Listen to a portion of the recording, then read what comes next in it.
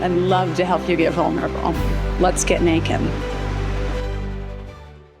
Welcome to the Let's Get Naked podcast. Today I'm getting naked again with my friend Amanda. She was actually the first podcast that we aired. She was not the first podcast that we recorded, but we felt like the one that we recorded and was the first one that we released was so powerful that we wanted to have her back to talk a little bit about her experience with that, as well as some of the other things that we've discussed after the fact that, are really great to piggyback on that. Amanda is an incredible person who has had such an impact in my life and the lives of other people that are in our circle, and she has a lot of great stuff to share, and so I just wanted to have her back on. I did realize this morning that is her birthday today, which is awesome, so happy birthday to Amanda. But I'm going to turn it over to her so that she can kind of share a little bit about recording the first episode, what that looked like when it was released, and kind of some of the stuff that came up for her during that. So welcome, Amanda, and the floor is yours. Thank you. My grandpa would say, you're 29 again, right? Yes, Grandpa. Yes, I am. Thank you for having me again. It was a very unique experience the first time, and even more unique listening to it back. And our conversation was just so effortless, it felt like. And I almost felt like we owe our audience to say, that came with some really hard work. Yeah, it did. And those types of conversations aren't often effortless unless you have someone that likes to geek out on the work like you do. Yeah, exactly. Well, and I think that's worth noting is that was a big conversation for you for I both to have. And so that was why I felt like it was really important to be the first episode. It sets the tone for what Let's Get Naked represents to me and to the people that are involved in putting it together. These are not light and fluffy conversations that we are having, but I think they are important to have. Agreed. I was mentioning earlier about my beautiful niece Creighton, who is my biggest cheerleader, and I adore her. Listening to her talk about how that impacts her to be able to listen to this is what we're doing. We're raising the next generation of girls. We're giving them the tools to be able to stand up for themselves, and it's important. It's important work that we're doing. And so, yes, you and I can have uncomfortable conversations, and I encourage people to come on and have more uncomfortable conversations, but I think it's powerful. Absolutely. And if we can lean into that discomfort and it benefits our younger generations or other women in our generations, it doesn't even matter, it's worth it. So, absolutely. Even just acknowledging the personal work one has to do to be able to have that conversation. Absolutely. We may want to unburden ourselves immediately, but there's a lot that leads up to being able to freely talk about your past in such a big way. Yes. And even more so, like when I led into the things about my family and raising my kids and parenting and all of that, that was a lot of hard work. And I was listening to myself back and I was like, okay, Amanda, you made that sound pretty effortless. Yeah. And it's not. Yeah. And that was one thing that I'm like, okay, if we get a repeat of someone that wants to listen to my number two, I wanted to point out that came with a lot of grit, a lot of painful lessons. And I almost felt like we've arrived towards like the end of the kids, stay with us as, 18 and under. And we just finally got it, And so what feels more effortless now was a lot of painful lessons for the first however many years until we did figure it out. Yeah. Chore charts, rules, anything like that. Anthony and I co-parenting, that came with a lot of painful experiences too, for us to arrive at a very healthy place that we've been at for many years. But how beautiful to be able to be at this place now, right? Absolutely. For us to be able to sit in these chairs and have these conversations that other people are able to listen to and hopefully, take some nuggets from and be able to alone. Yeah, to feel less alone and to feel like, hey, we in us being vulnerable enough to talk about the messy things, I think hopefully that helps other people be able to do that. I think they're important conversations. So I'm happy to have people that are willing to stand up here naked with me and say the things, because it is a lot of work. These are things that we say that I have not always been able to have with with a solid voice, and I tell my daughters and I tell other women, like, speak your truth even if your voice shakes, Absolutely. And so being able to do that enough leading up to this point where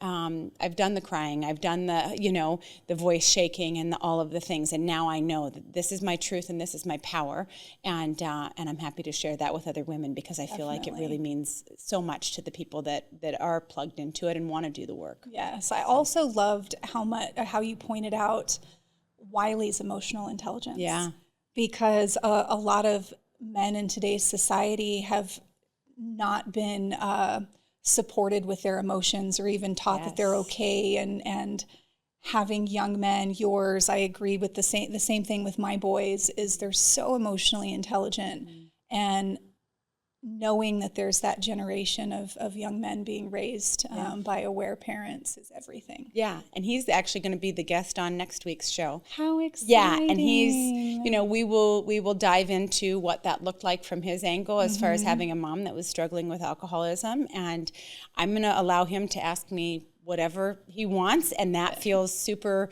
vulnerable, and again, leading with it and hoping that sparks things for other people to be able to have conversations. To me, there's no conversations in my house that are off limits with my family, and I will answer as honestly as I can, and I'm excited that he's excited to be able to come on and share that, because he is I hope an example to other people in his generation, younger, older, it doesn't even matter. But like you said, emotional intelligence in men, I think, is even harder than it is for women, but so important, because you can really boss your life if you have a handle on your emotions. Absolutely. In such a beautiful way. Yeah.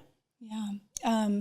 Going back to the reasons why we do this work and everything, I did just get to experience an amazing moment with my daughter in Manhattan last weekend. We went it was her 16th birthday trip, and it was delayed about 6 months because she was doing performances in April this year. And so we pushed it to the fall, and the weather was beautiful. Like, everything was really perfect about the setting and her and I being there together. It was her first trip to New York. I used to live there for many years, moved there when I was 15, under not great circumstances. It was me dying to leave home. It was my mom saying, okay, sure, you can go to Manhattan at 15 and live with two strangers, and, it's like, have fun. And so being there with my 16-year-old under different circumstances, with the love and support of her mom and dad. Dad wasn't with us, but supporting the trip, being there to look at colleges. She had taken NYU off of her application list, and she's like, I still want to see it though, Mom. And we didn't get down to the campus on the first or second day, I don't believe, but I was watching her fall in love with the city for those first 2 days, watching her wheels turn, and she was like a natural, navigating the streets and everything. Just, it is really packed on the streets in Manhattan. And so weaving through all the people and the traffic and not skipping a beat, I was watching her fall in love with it in a very similar way that I did, which was really cool. And we got to I want to say it was the final day. It might've been the final evening that we were there. And she goes, Mom, can I ask you an honest question? She's like, really give me your honest feedback. And I was like, yes, of course. She's like, can you see me here? And that was like a gut punch and excitement all in one, is because, yes, I can see her there. Yeah. And at the same time, my baby's going to be 17 when she graduates, and 17 when she heads off to college. And that's still very young to me. But I can see her there. And knowing that if she does end up at NYU or Pace University, or she's applied to a couple Boston colleges, it's different. It's a different story. It's a different chapter. Yeah. And my heart's racing right now, because I've never been as proud of myself as I have been today. Yeah. I got to have my boys there a couple of years ago as well to look at schools, and it was just like turning a chapter. Yeah. I don't know. Closing a book to a lot of pain, and to allow my daughter to see me in a lot of authenticity. Yeah. I love the cultural diversity in some of our major cities in the U.S., New York being one of them. But New York was where I found myself. And her and my son Hendrix both really connected with the city and that mass amount of cultural diversity. And that was everything to me. Were you able to, I think you mentioned previously, you were able to share some stuff with her about some of your experience that you had in New York, and what was that like for you, and how did she receive that?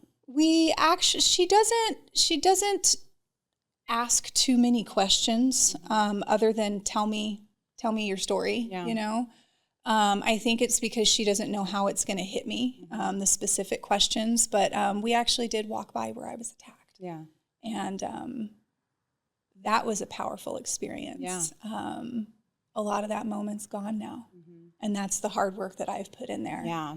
Not being so emotional there and having more strength and knowing that I have the support of my family through everything that I've been through, that I've allowed them to witness, you know, for her to be there and see the play. I took my boys there as well, because they know about that part of my past as well. And it wasn't charged anymore. Yeah. It wasn't as charged. Isn't that beautiful? Yeah. Like that's the work. That's Absolutely. where those things don't have power over you. You know, there's no power in victimhood, you know, and I think that's amazing to be able to have done that work and say, yep, that's part of my story. But it doesn't define me. It doesn't control how I feel or what my actions are or any of those things. You know, you live your life to the fullest and don't let that hold you down. Absolutely. How was I'm curious to know what the reaction was to your kiddos listening to the first podcast that aired, or, you know, maybe other people that are in your circle that maybe didn't know about some of that stuff. Did you get feedback from them on, holy shit, that was big stuff, or was it kind of crickets? Or I had a couple of people respond, and they were people that knew about my life, and, you know, oh my gosh, it's so amazing. But my kids are not social media anything. Yeah. They don't like to do any of that. So I don't know if they've listened to it. Okay. They've been sent it, but have not responded at all. Yeah. So I tend to have to pull teeth a little bit, especially with my two that don't live at home anymore. Yeah. That was something for me. I was actually speaking with Julie last night. Julie's she's my therapist, and God bless her. I was telling her last night about right before our episode aired, because I obviously knew what was in what the content was, that I called my parents and had a conversation with them and just said, I had a harder time with my dad than I did with my mom, and just telling them, like, there's some stuff that's going to be in this first episode that will be hard to hear, and I don't want you to listen if it's going to bother you, but I want you to know that there's a lot of fucked up stuff that happened when I was a teenager and when I was young, and I'm not uncomfortable about talking about that because of the fact that I believe that it has a huge impact on other women and young girls, and really finding a place with your voice and all of the things.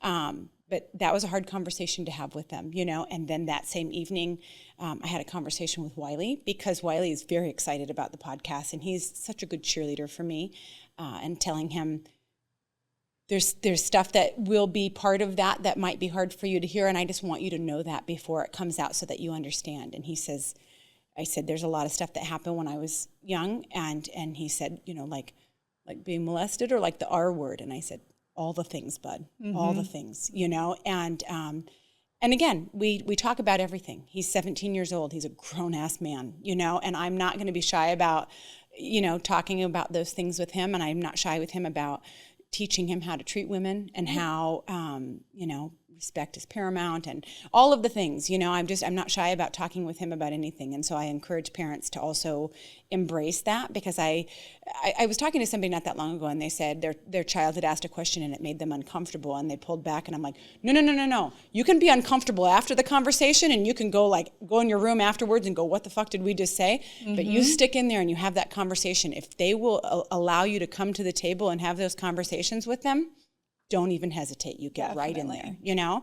And if you're not willing to have them, send them to me. I'm willing to have all the conversations, you know?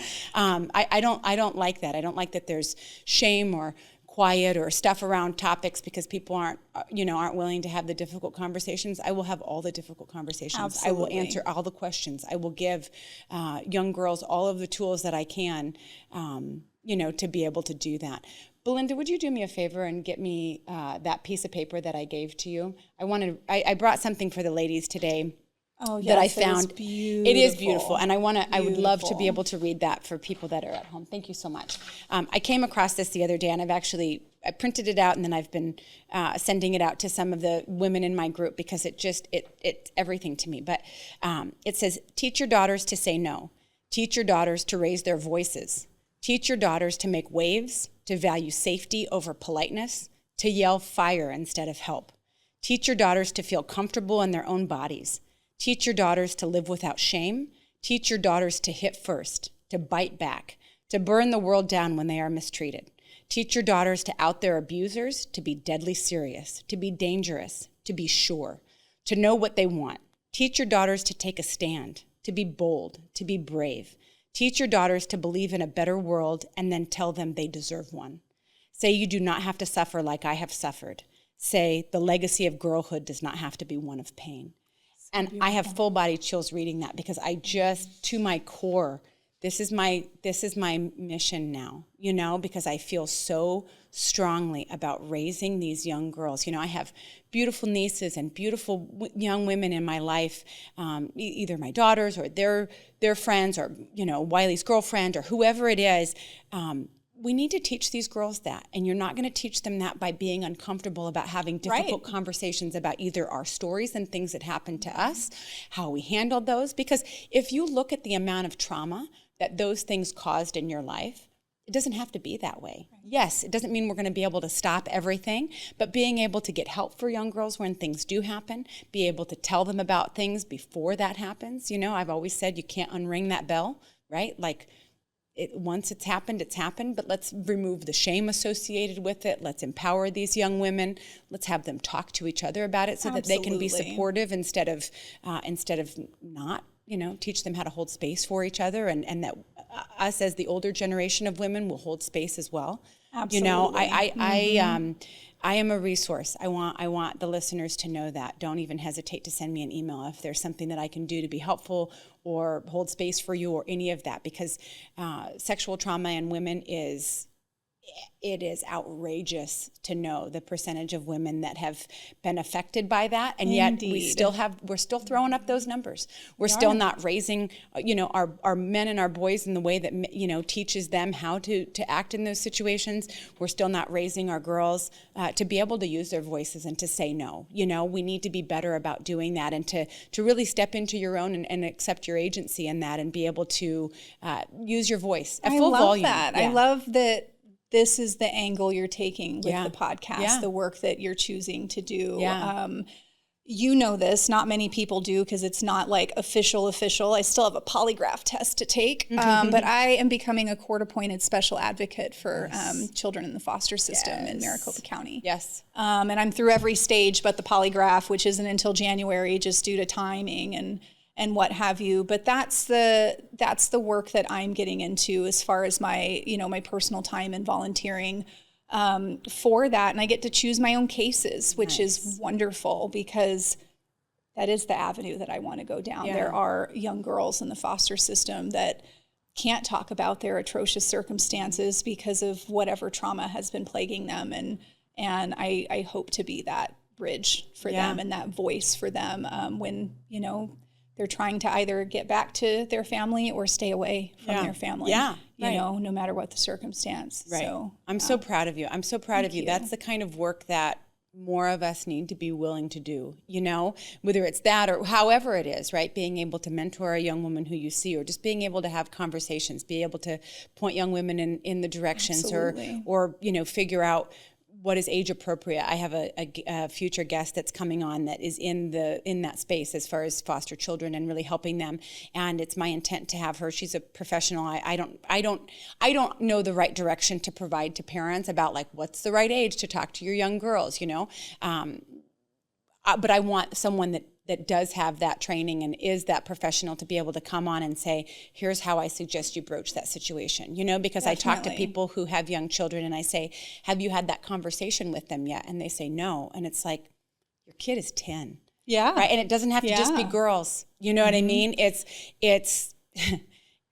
happens on all sides. And I think by 10, we should have that conversation. For Do you know what I mean? And sure. And I don't want to give advice because I don't know what I did in my house obviously was not what we would share with other people as far as direction, but I will bring on a professional that will be able to share, here's the right times to have age appropriate conversations about that. So, and the kids were young. Yeah. I couldn't even tell you how young, but your body's your body. Yes. I mean, that was from as early as they could understand words. Yes. You know, Yes. or, you know, little kids explore their bodies too. Yeah. And like, I never wanted to hinder that. That was hindered for me, right? Me as well. And so it's, we do this in our bedroom, you know, and it's just standing up and walking them to their bedroom and, you know, have fun, come out when you're done. Yeah, 1,000%. You know? And that's that. Yeah. And because that's so natural. Yeah, it is. We and tend we were to take so away shamed. the natural things that come up for kids. Yeah.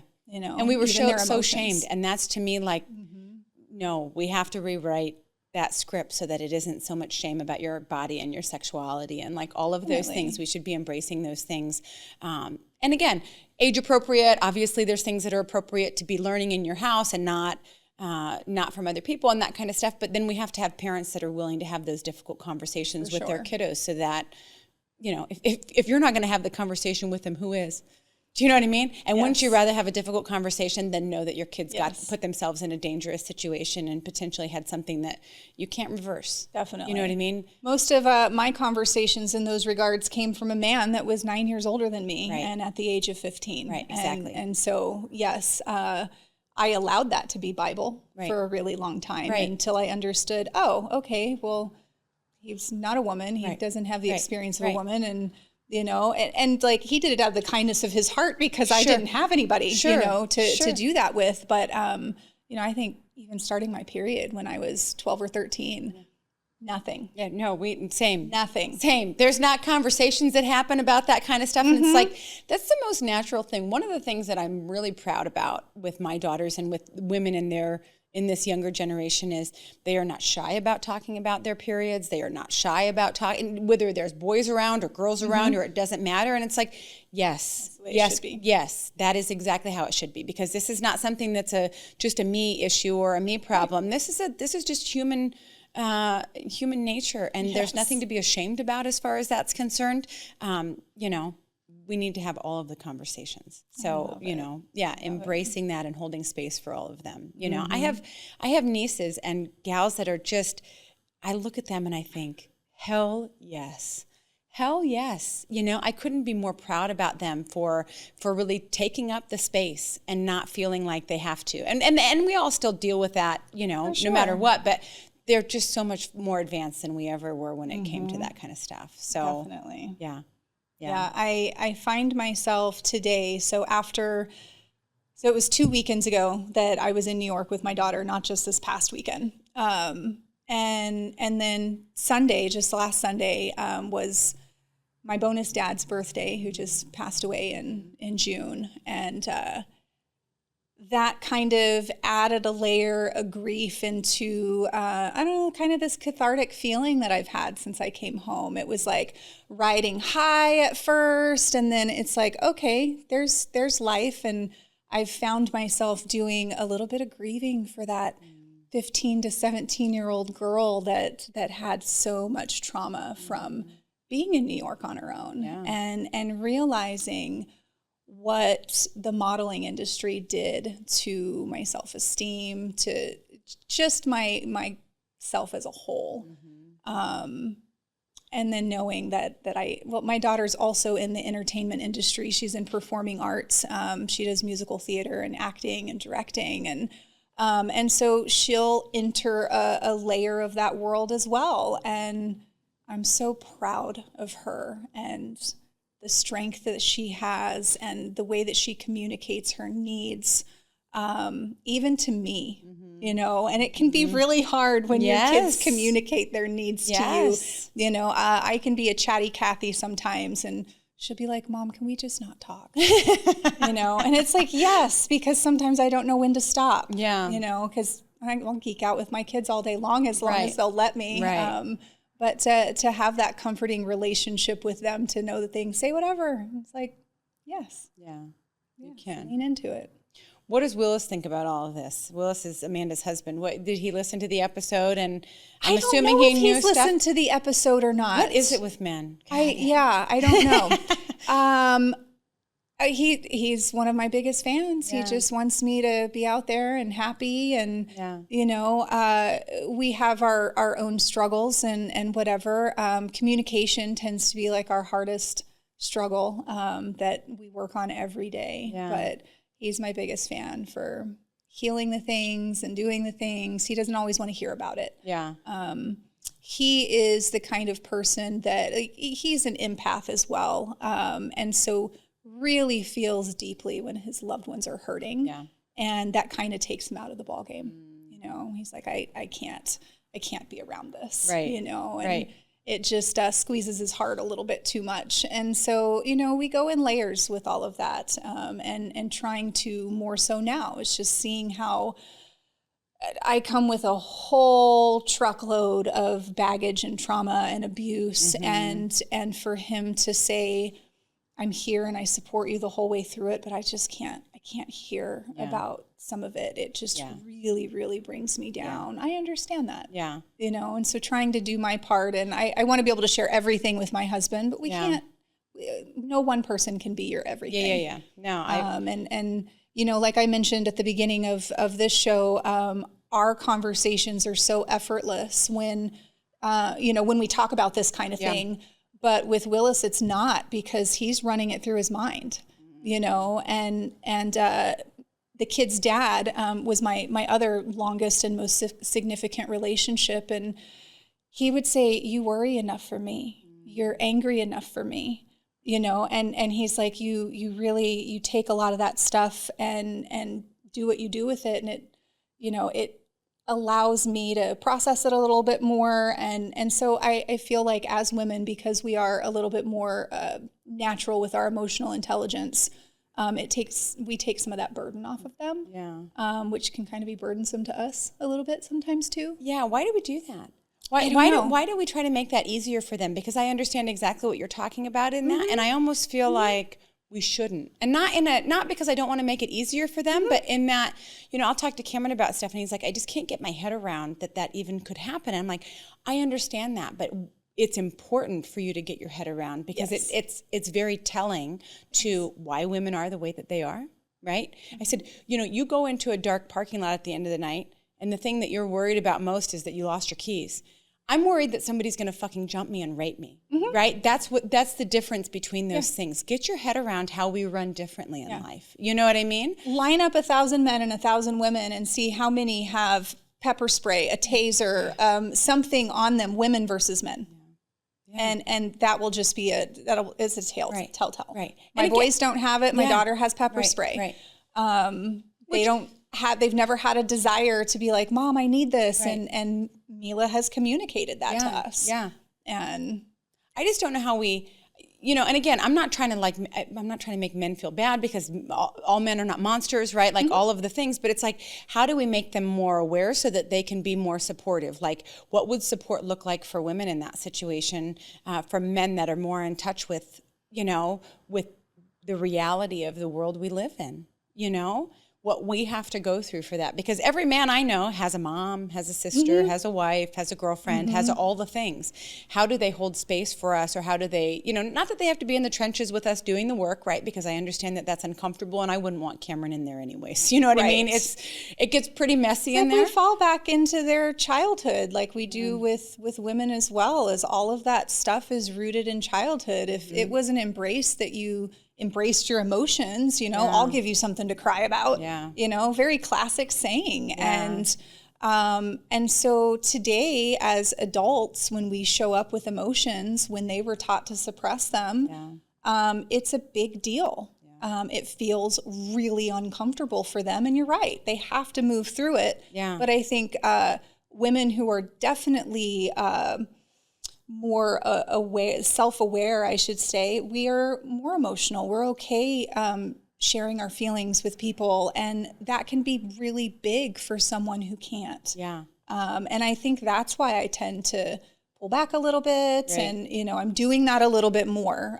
just because of the reactions to it and everything. But I see the hardship now. When my bonus dad passed away in June, my kid's grandfather, he couldn't come over to the house to grieve with us. And he's like, I cannot see my closest loved ones in so much pain. And it was that moment that I was able to layer that into a lot of our personal conversations and our personal struggles. Is like, he has a hard time knowing about my past. Yeah. He has a hard time knowing that my mom today still shows up and says the most atrocious things to me. Outrageous. If I let her. Outrageous. And he can't sit with that pain with other people, and so that's a him thing. I don't dive into it a whole lot because I'm still doing a whole lot for myself. So, right. But I'm here anytime he wants that conversation. We have them. We'll have really good ones, but I kind of let it be through him. Yeah. Yeah.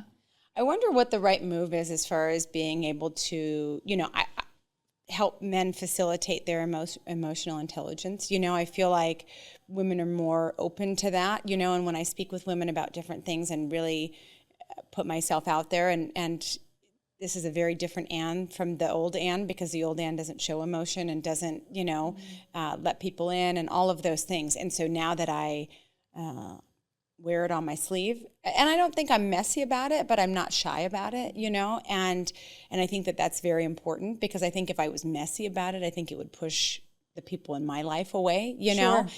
So I'm not messy about it, I don't think, but definitely very comfortable letting that be front and center, because I think that that's an important thing. How do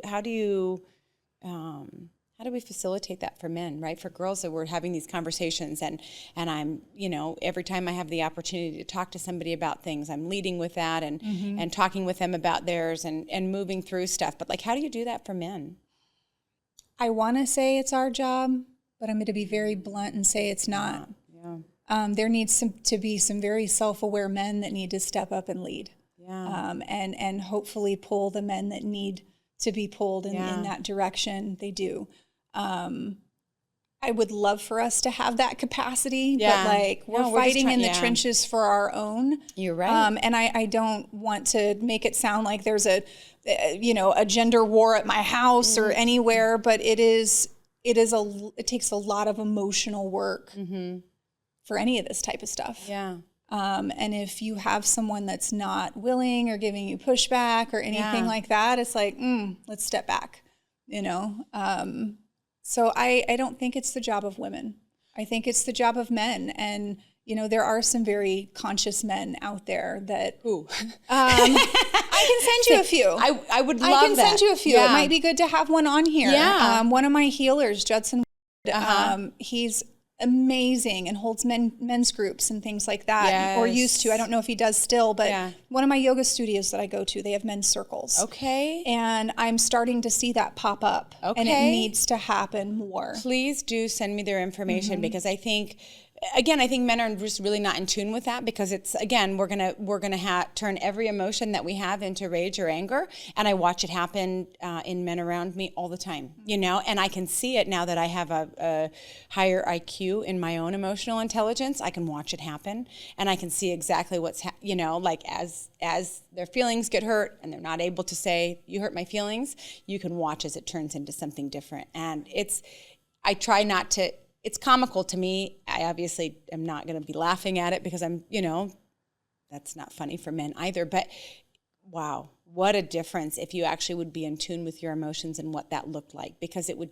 you're causing all of your own problems by not understanding what your emotions are and how to deal with them. Absolutely. So, I have single friends who are like, where do we find these men, that are, and I'm like, oh, I don't know, and I'm pretty sure they're all snatched up, because anyone with any emotional intelligence, as Definitely. a man would that, be. and we're raising them, and so We are raising them. I definitely raising think I'll say this about my kid's dad. He is one of the most emotionally intelligent men that I know.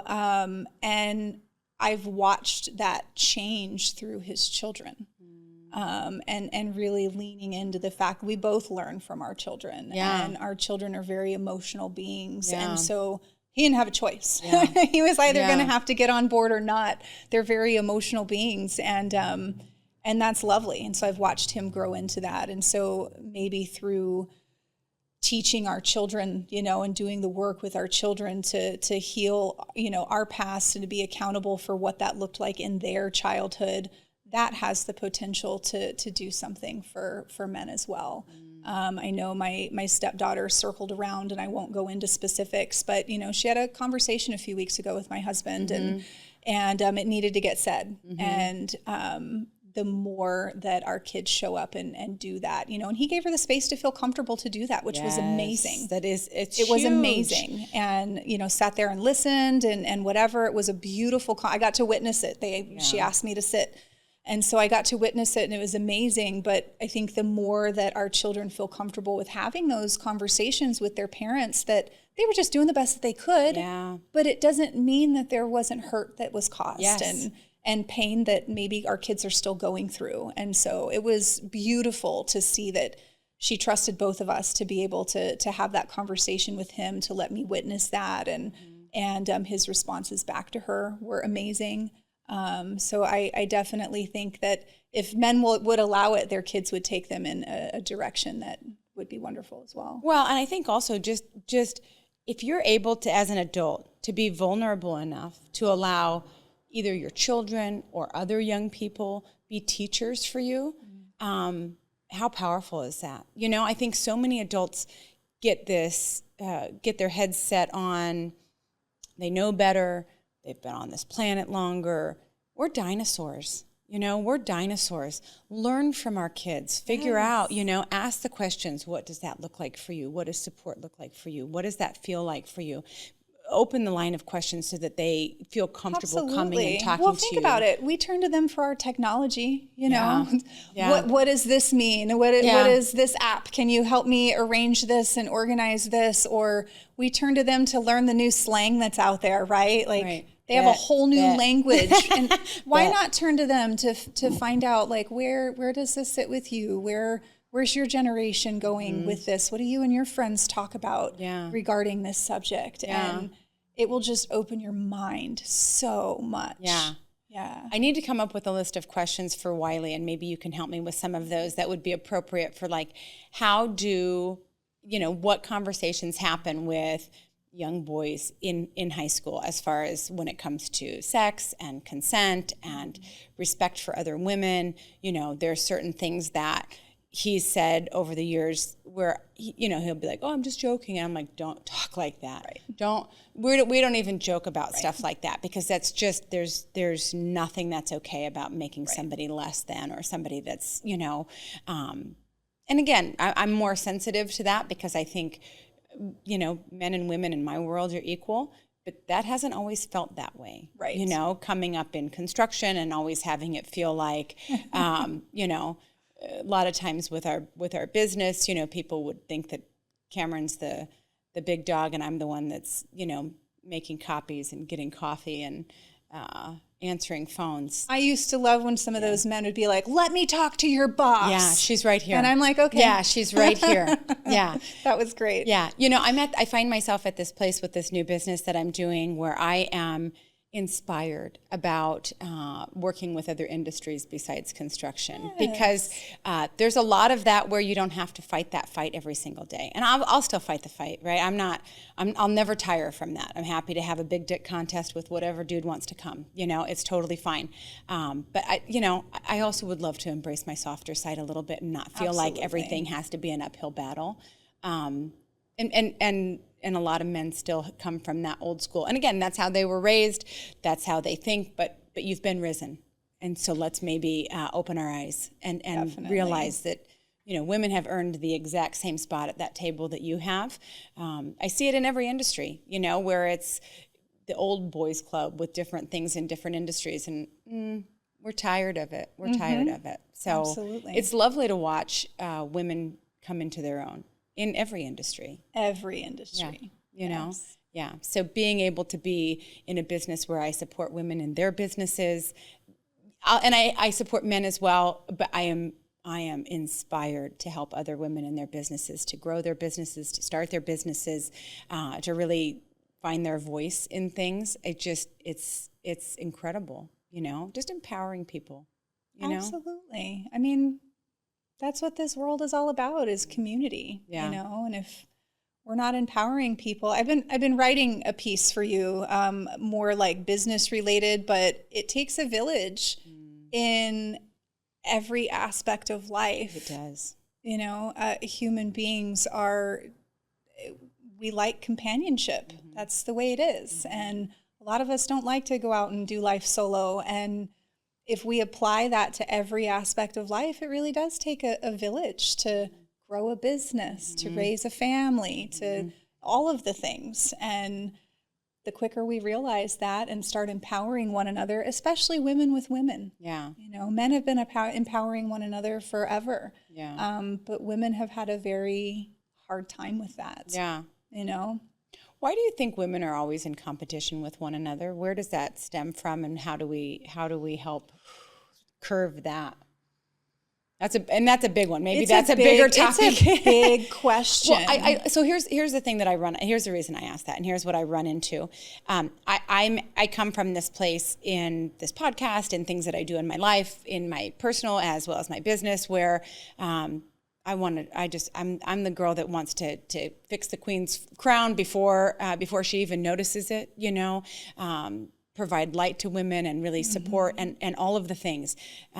I have not always been this way, but I definitely in more recent years have come from a place of not judging. I think the bigger part of that was I was judging myself, right? And then that just gets on everything else, which I will not subscribe to that. But I think so many women still are very judgmental. You know, I watched a reel last night where it was talking about Kate Moss walking in the Victoria's Secret show, and then there was all of these horrible comments about how she was old or how she looked fat or all of these things, and then at the end it was like most of these comments were from other women, and I thought, how dare you? Do you know what I mean? Yes. To everyone that's out there, like Yes. when people post stuff, that's not a platform for your opinion. Right. Like, are you out of your mind? And who do you think you are? You know, so how do we encourage other women to kind of set some of that down? And again, I think it does start with not judging yourself, right? sure. And really turning that mirror around on yourself and realizing that we're the worst on I think ourselves. you're right. But stop it doing has that. to do with our relationship with ourselves. Yeah. And for me, I don't think I've ever been in competition with other women, but have been very guarded with other women. Only in the last maybe 3 to 5 years have I started to really nurture my female friendships, because I have a mother wound that, you know, had not started healing until the last couple of years, and opening those doors and seeing what was causing all of that, you know, and seeing what I was missing. I was missing the feminine. I was missing the female in my life. It's everything, right? Yes. I've been working on the balance for that, because I definitely, for anyone who knows me, have a more predominantly masculine energy situation. Yeah. And not the feminine energy balance. I actually went to a retreat this past weekend, or I guess maybe 2 weekends ago, in Sedona, where I did a lot of work associated with that. Because again, the traumas for different things, you don't even realize that those are things that get in the way of you being able to really embrace that balance. But I'm honored to be able to do that work. And so, you know, when you're saying, okay, in the last couple of years, you've really been able to kind of foster those female relationships, do you feel like that's been a healthy thing for you, in that, like, did you have people that you opened up to that it didn't go well with, or that you kind of phased out of your life because they were people maybe that were still judgy? Or it was the latter, for sure. Okay. I found that I had more female relationships that were toxic. That was like the dynamic of my mother, where I was accepting more that I just didn't sit well with me, that would give me bad energy when I left, that, you know, and so it was more about weeding that out and then having the space to nurture the ones that are still there when you set boundaries. Yeah. How do we facilitate that? How do we facilitate, because I think you know, women that are opening their eyes or have opened their eyes to the fact that they don't want to be in these relationships with other women where it is super judgy and where you can't be vulnerable. How do you facilitate that? You know, being able to connect other like-minded women. Maybe I'm assuming there's already all sorts of things out there, but it's like, you know, maybe just even letting women know it doesn't have to be the way that you think it does with the group of friends that you have, where it does feel judgy, competitive, so-and-so's talking shit behind so-and-so's back. Like, I just hate that for women. I really do. It starts with giving ourselves permission, honestly, I think women wrap themselves up, if you have families, just due to the gendered society that we live in. We feel like we don't have enough time because we're doing all this with the family, and maybe there's not balanced dynamics at home and whatnot. And so to have one or two solid friendships is exhausting in itself. And at least that was my experience, you know. But now that there's space and I'm giving myself permission to take time for self-care, which is friendships, you know, that's self-care too. Taking yourself out, even on solo dates, things like that. But I think it starts with giving ourselves permission to say what's not good for us and say what is, and really standing in that and feeling okay about ourselves. You know, society, we allow society to impact everything about us.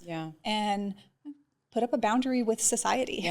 You know, and really get to know who you are at your core. You know, and I think a lot of doing the work and like reaching self-awareness, you lose a lot of relationships.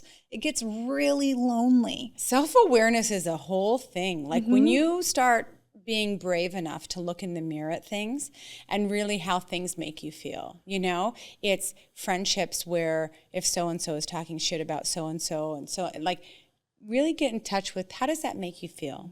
How do you feel when you're done hanging out with that friend? Because I will guarantee you that she's going to go hang out with the next person and talk shit about you. So where is that a real friendship? We're not in high school anymore. We are grown ass women. Do you know what I mean? I wouldn't expect that kind of behavior from my nieces that are still in high school, right? I watch them support each other.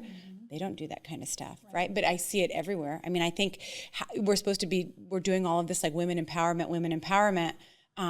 But then the way that they still act towards each other, I'm like, come on, ladies, we can do better than that. We can do better than that, you know?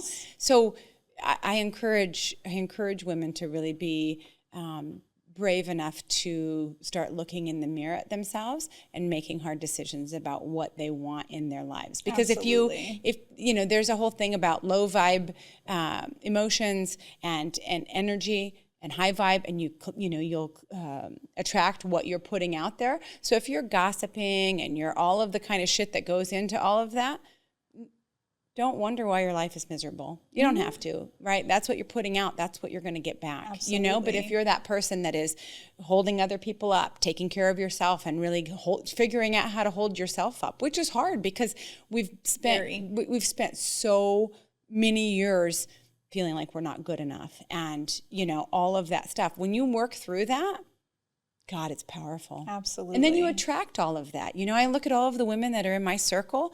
I am so blessed. I am so, so, so blessed to have these amazing women who are just crushing it, you know, but we don't talk about each other behind each other's backs. Like, who has time for that? I don't give a shit what so-and-so wore, or this one, you know, barely got her kids off to school in time before she had a breakdown. Excellent. What can I do to be helpful? It really is just people feeling like that's how they feel about themselves inside. It is. So it's an easy distraction to start talking about somebody else. And, you know, but what comes out of our mouth is often what is going on in our lives. You know? But I feel like there's a big divide in women that still kind of live in that low vibe realm and women who don't. And to me, I have zero interest in anybody that wants to live on the bottom side of that. You know, because it's comfortable for them. I know, but so gross. Yeah, that's where I just had this conversation with my therapist yesterday, and she's like, people just don't change. they just choose to stay in their discomfort is comfortable. Yeah. And they choose to stay there versus getting a little bit more uncomfortable to release it all. Yeah, but you cause your own suffering in all of those situations. Yeah, like absolutely. that's not something where anybody else has control over that. You have control over that. So as you're causing all of your own drama and all of your own suffering and all of your own whatever, understand that that's a choice that you're making, because it doesn't have to be like that. I wish my mother could understand that. I just, for me, it's like, I talk to certain women and they're like, no, it's not like that. And it's like, You said something to me at one of our last lunches or something. You asked if there could be a layer of jealousy between my mom and I.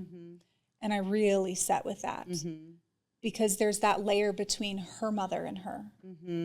And I'm like, oh, okay, that's what that is. And I think that there is that for some women, and that core layer of jealousy that may have come from a parent or from a sibling or some early relationship that wasn't nurtured in the best way, and then that's the pattern we tend to follow.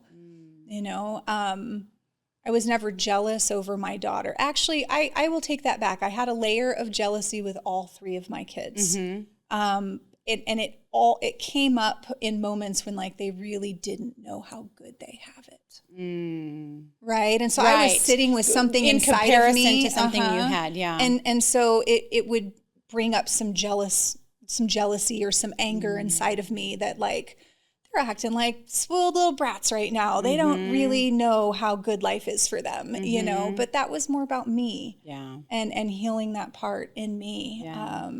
And seeing that they're just acting like kids that have love and support, and and that's don't a good know thing. the other side of things. And that's a good thing, right? That shouldn't be something that they feel bad about or that you feel jealous about. Definitely. When you realize, fear is like about as low vibe as it gets, right? And fear is completely made up, for anybody that has done any of the work, they realize that, doesn't mean we don't have that or that we don't struggle with that, but it does make you realize that it's not a thing. Like, you have control over that. You have the power of that.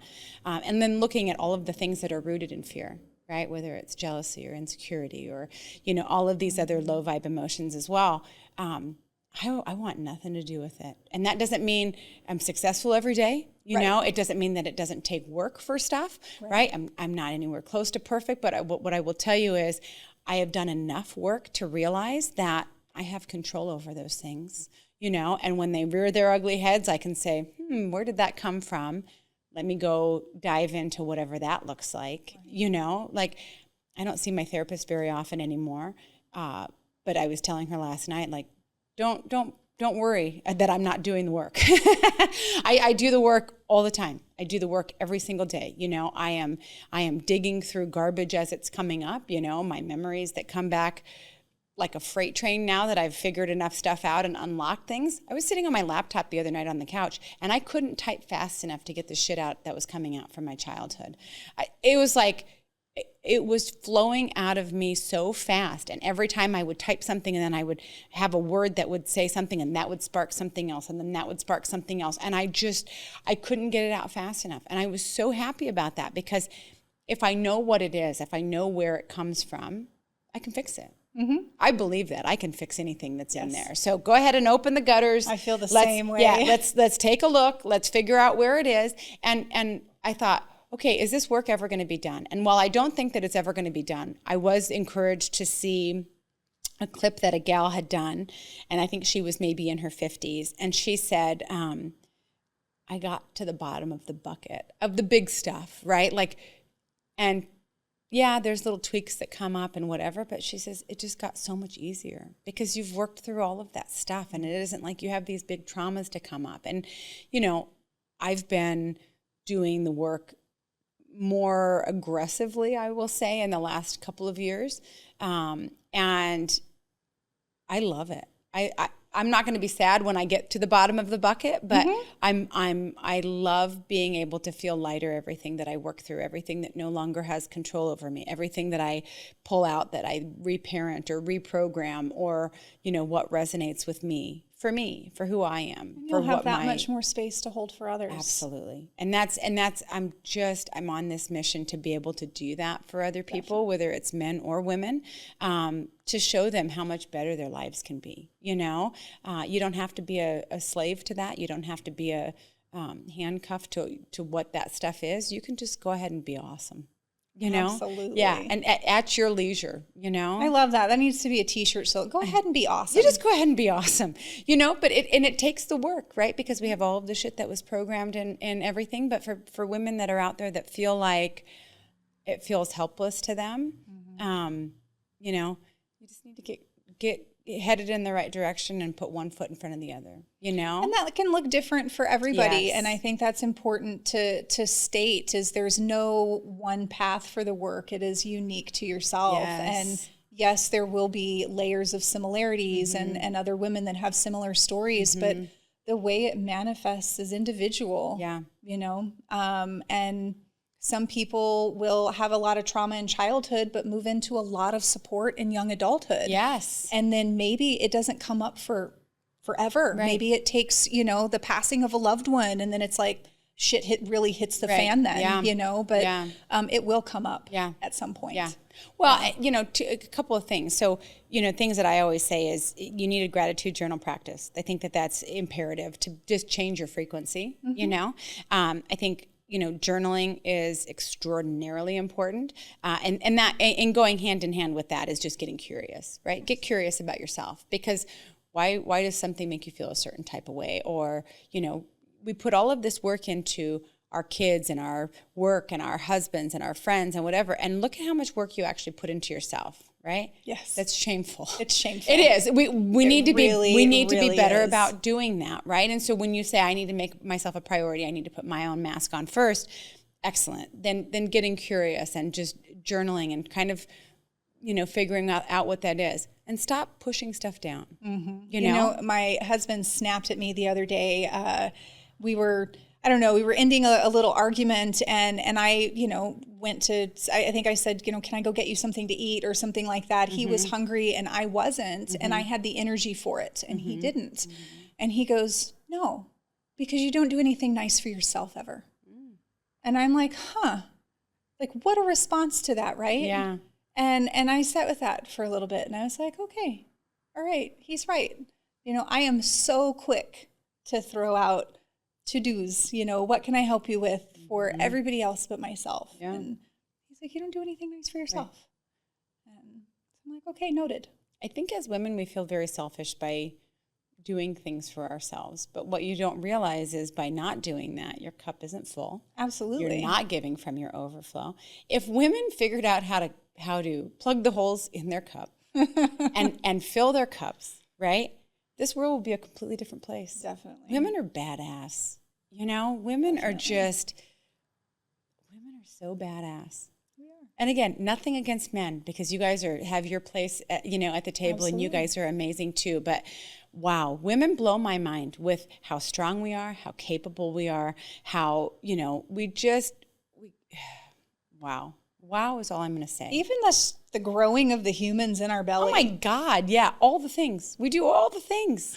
I know. That alone, like that was a real experience. There was something I watched. It had Cher on it, and someone who was interviewing her, and it said something about like how she, you know, did she like men or what, you know, whatever, and she's like, for what? And the way she said it was just like, yes, queen. And again, I'm not trying to put down men, but I will go with Cher on that one. You know, amazing. So, Amanda, thank you so much for coming and spending time with me again. It is always effortless to sit and chat with you. So that's our time for today. If you have questions or suggestions, send us an email. Our email address is ladies@letsgetnakedpodcast.com.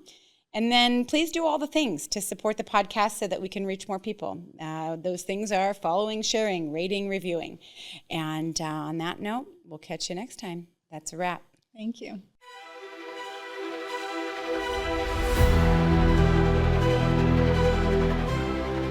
I'd love to help you get vulnerable. Let's get naked.